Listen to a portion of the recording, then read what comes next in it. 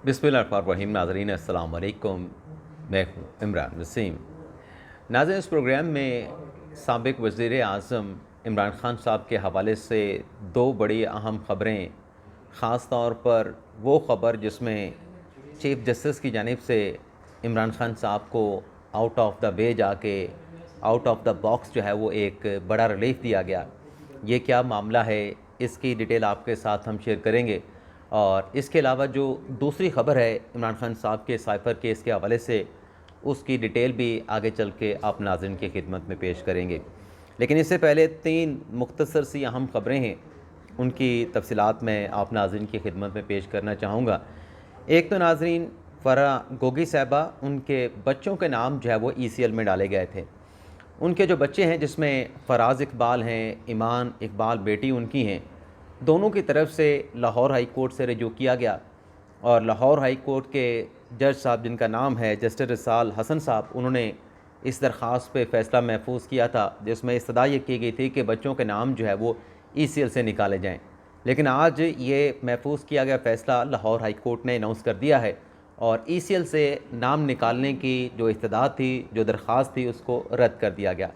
इसके अलावा नाज़रीन, परवेज़ इलाही के ख़िलाफ़ जो महकमा एंटी करप्शन ने एक केस बनाया, जिसमें गुजरांवाला के मजिस्ट्रेट ने परवेज़ इलाही साहब को डिस्चार्ज कर दिया था। उसके बाद ये हुआ था कि जो महकमा एंटी करप्शन है, उनकी तरफ से लाहौर हाई कोर्ट में रिट पटिशन दायर की गई और रिट पटिशन में लाहौर हाई कोर्ट के सिंगल बेंच ने जो डिस्चार्ज करने का फ़ैसला था जुडिशल मजिस्ट्रेट का, उसको सेट असाइड कर दिया था। तो परवेज़ इलाही साहब ने वो फ़ैसला चैलेंज किया था इंटर कोर्ट अपील में लाहौर हाई कोर्ट में। तो लाहौर हाई कोर्ट के जस्टिस शहराम सरवर साहब की सरबराही में जो 2 रुकनी बेंच था, उसने आइंदा समात पे एडवोकेट जनरल पंजाब को नोटिस जारी करके उनसे मुआवनत तलब कर लिया। तो 1 हफ़्ते के लिए इस केस की समात को मुलतवी किया गया है। तीसरा जो केस है नाज़रीन, वो तहरीक इंसाफ पे एक बड़ा संगीन इल्ज़ाम लगा है और ये इल्ज़ाम लगाया गया है अता तारड़ की तरफ से। और एलिगेशन ये लगाया गया है कि जब इमरान खान साहब की खैबर पख्तूनख्वा में हुकूमत थी, तो साल 2019 में कोई 1100 के करीब जो है वो लोग भर्ती किए गए सोशल मीडिया इन्फ्लुएंसर के नाम से। उन मीडिया एक्टिविस्ट से जिनको नौकरियां KPK हुकूमत की जानिब से दी गई, KPK के ख़जाने से तनख्वाहें दी गई, उनको ज़िम्मेदारी ये सौंपी गई कि ये जो लोग हैं, एक तो पाकिस्तान तहरीक इंसाफ की प्रमोशन करेंगे और जो PTI के सियासी मुखालफिन हैं उनकी ट्रोलिंग की जाएगी। तो आज ये संगीन इल्ज़ाम लगाया है, एक इंकशाफ किया है तारड़ साहब ने और साथ में डिमांड की है कि इस मामले पे सख्त कार्रवाई, सख्त एक्शन होना चाहिए। अब आ जाते हैं जो इमरान खान साहब से जुड़ी खबरें हैं। सबसे पहले तो नाज़रीन, जो साइफ़र के हवाले से ख़बर है, जो 23 अक्टूबर को इमरान खान साहब के ख़िलाफ़ फ़र्द जुर्म लगाए गए शाह महमूद कुरैशी पे और इमरान खान साहब पे, और दोनों शख्सियात ने, चेयरमैन तहरीक इंसाफ इमरान खान और वाइस चेयरमैन शाह महमूद कुरैशी साहब ने उस चार्जशीट में लगे जो एलिगेशन थे उनको एक्सेप्ट करने से इनकार किया था। और साथ में वकला की तरफ से ये अनाउंसमेंट की गई, ज़ाहिर सी बात है कि मुल्ज़मान के बिहाफ़ पे, अपने जो उनके क्लाइंट्स हैं उनके बिहाफ़ पे, कि हम ये फ़ैसला इस्लामाबाद हाई कोर्ट में चैलेंज करेंगे। तो आज ये फ़ैसला इस्लामाबाद हाई कोर्ट में तहरीरी तौर पे चैलेंज किया गया है।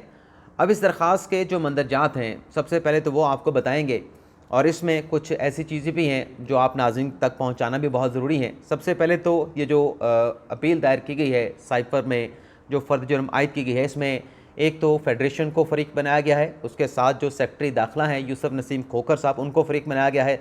और इसमें कहा गया है, सलमान सफदर साहब जो कि जिन्होंने इस पटिशन को ड्राफ्ट किया है, कि इमरान खान के ख़िलाफ़ जब तोशा खाना का केस नाकामी से दो-चार हो गया, तो फिर इमरान खान के ख़िलाफ़ ये एक नया केस बनाया गया। और दरख्वास्त में कहा गया है कि साइफ़र की झूठी FIR इमरान खान साहब पे दर्ज की गई, बंद कमरे में इमरान खान साहब का ट्रायल किया जा रहा है और इन कैमरा प्रोसीडिंग है और पब्लिक हेयरिंग जो है वो नहीं की जा रही। और इसमें कहा गया है कि जो तयशुदा असूल हैं, जो इंसाफ के तकाज़े पूरे करने के, वो साइफ़र खसूसी अदालत जो है, अबुल हसन ज़ुल्करनैन साहब जो हैं, उन असूलों को वो एडहेर नहीं कर रहे, उनको फॉलो नहीं किया जा रहा। और तमाम जो दस्तावेज़ात हैं, जो एक तरीक़ाकार होता है कि आपने जब चालान जमा हुआ है तो चालान की कापियाँ मुतलका फ़रीक़ैन को देने के बाद आपने 7 रोज़ का वक्फ़ा करना है और 7 दिन के बाद फिर आप चार्जशीट लगाएंगे, तो ये कानूनी तकाज़ा भी पूरा नहीं किया गया।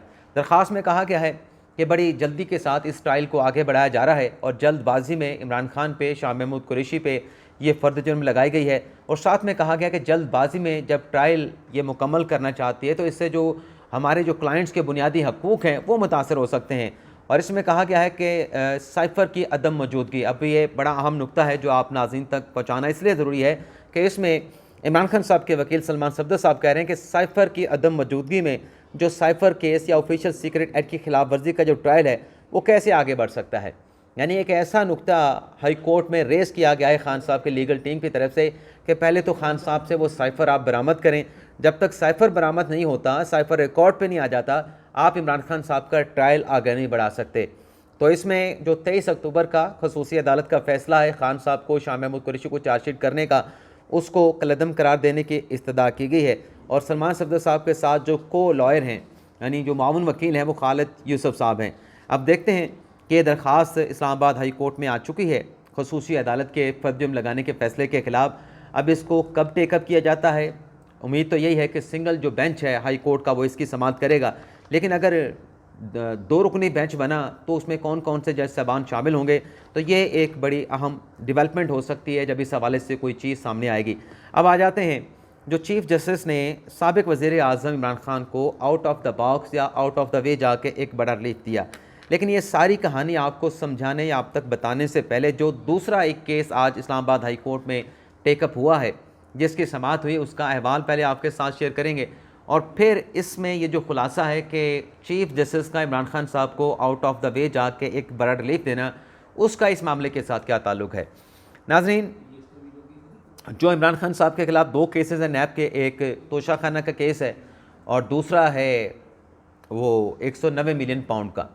उसमें खान साहब की जो अबूरी ज़मानतें थी बेल बिफोर अरेस्ट की, वो जज मोहम्मद बशीर साहब ने डिसमिस कर दी थी इस कानूनी नुक्ते पे कि चूँकि तोशाखाना केस में इमरान खान साहब की गिरफ़्तारी हो चुकी है, तो उस केस में गिरफ़्तार होने के बाद अब सारे केसेस में अदालती फ़ैसलों का हवाला दिया गया था नैब के वकला की तरफ से, प्रोसिक्यूटर की तरफ से, कि सुप्रीम कोर्ट के फ़ैसले मौजूद हैं कि जब एक केस में कोई मुलज़म गिरफ़्तार हो गया तो बाकी केसेस में भी उसकी गिरफ़्तारी जो है वो डाल दी जाएगी, बाकी केसेस में भी उसको गिरफ़्तार तस्वर किया जाएगा।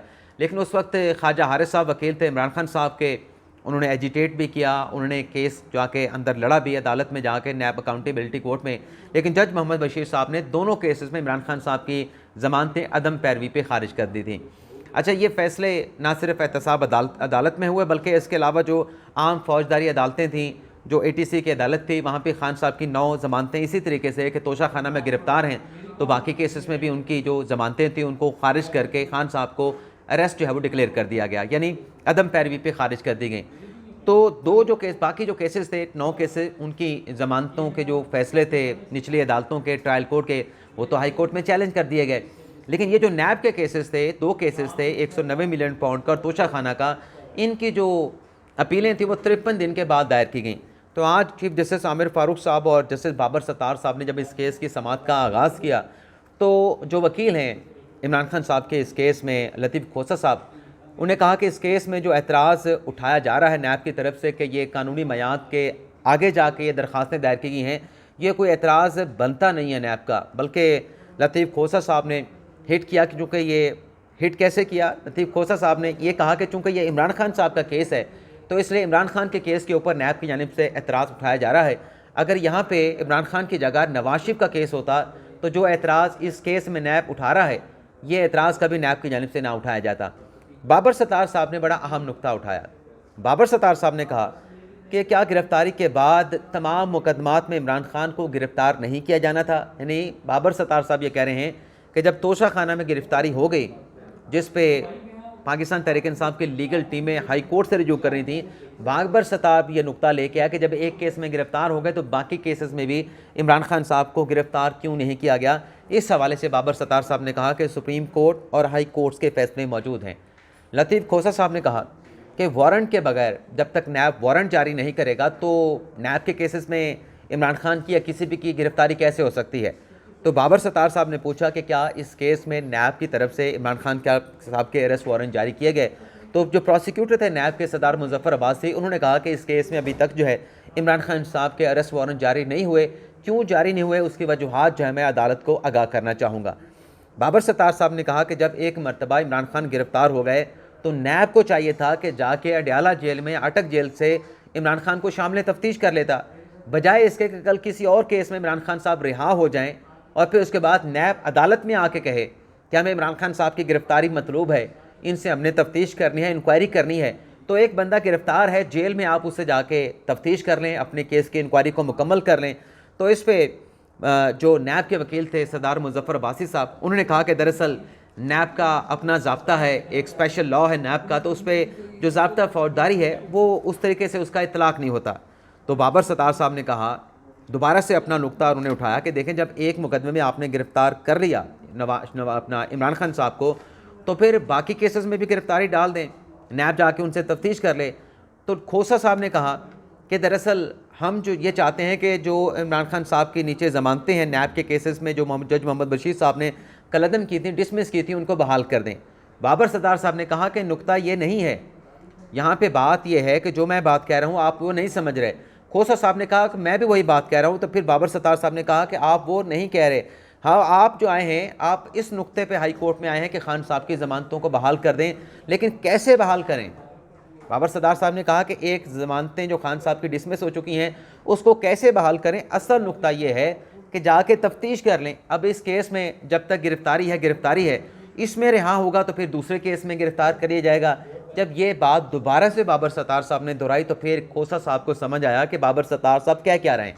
तो तब खोसा साहब ने कहा कि बिल्कुल हम भी यही बात कह रहे हैं कि ये एक केस में छोड़ते हैं, दूसरे केस में गिरफ़्तार कर लेते हैं। और फिर खोसा साहब ने यहाँ पे हवाला दिया जो 2 रुकनी बेंच का ऑलरेडी एक फ़ैसला था जिसमें खान साहब को रिलीफ दिया गया, इमरान खान साहब की जो परेड थी उसको एक्सेप्ट कर लिया गया। और 6 केसेस में इमरान खान साहब की जो, बल्कि 9 केसेस में जो खान साहब की ज़मानतें थीं उनको बहाल कर दिया गया और मामला नीचे ट्रायल कोर्ट को भिजवा दिया गया।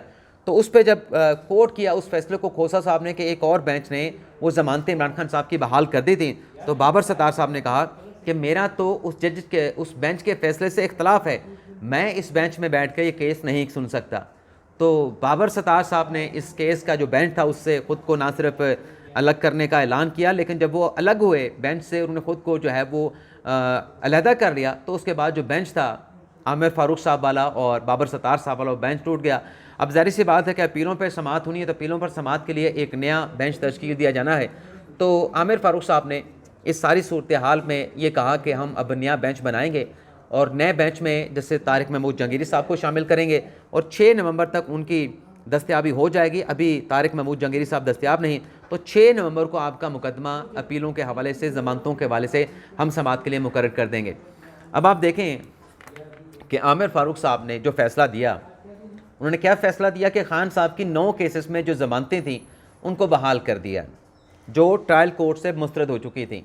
और दूसरी तरफ ये होता है कि उसी आमिर फ़ारूक को क्रिटिसाइज़ किया जाता है पीटीआई की सोशल मीडिया टीम की तरफ से कि हमें रिलीफ नहीं मिलता, रिलीफ नहीं दिया जाता। हालांकि उन्हीं जज साहब ने, क्योंकि बाबर सत्तार साहब पर तो बड़ा एतमाद करते हैं, बड़ा ट्रस्ट करते हैं पीटीआई वाले के, बाबर सत्तार साहब बड़े दबंग जज हैं। ख़ास तौर पे जो शायर रफीदी के हवाले से उन्होंने फ़ैसला सादे फरमाया था, उनके जो नज़रबंदी के जो ऑर्डर थे उनके, और साथ में शानदाना गुलजार के, उसको कलअदम करार दिया था, तो बड़ी बले बले की गई बाबर सत्तार साहब और माफ़िया मांगी गई। शहबाज गिल साहब ने माफ़ी मांगी कि हमने इनके बारे में न जाने क्या कहा था, लेकिन बाबर सत्तार साहब तो बड़े तगड़े जज निकले, बड़े दबंग जज निकले।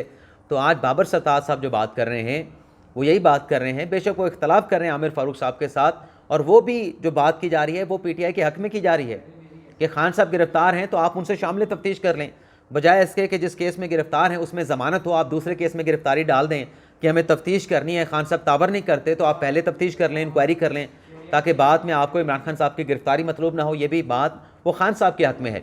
लेकिन इस केस में आप ये अंदाज़ा करें कि अगर बाबर सत्तार साहब इस नुक्ते पे लगे हुए हैं कि खान साहब की ज़मानतें बहाल नहीं हो सकती, कैसे हो सकती हैं, अदालती फ़ैसले मौजूद हैं, तो आमिर फ़ारूक साहब ने तो इमरान खान साहब को रिलीफ ही दिया था ना। ये रिलीफ नहीं बल्कि मल्टीपल दर्जनों रिलीफ हैं जो पाकिस्तान तहरीक इंसाफ को, चेयरमैन तहरीक इंसाफ इमरान खान साहब को आमिर फ़ारूक साहब ने दिए, लेकिन फिर भी उन्हें टारगेट किया जाता है। तो ये नाज़रीन हमारा वीडियो लॉग आपसे इजाज़त चाहते हैं। अल्लाह ताला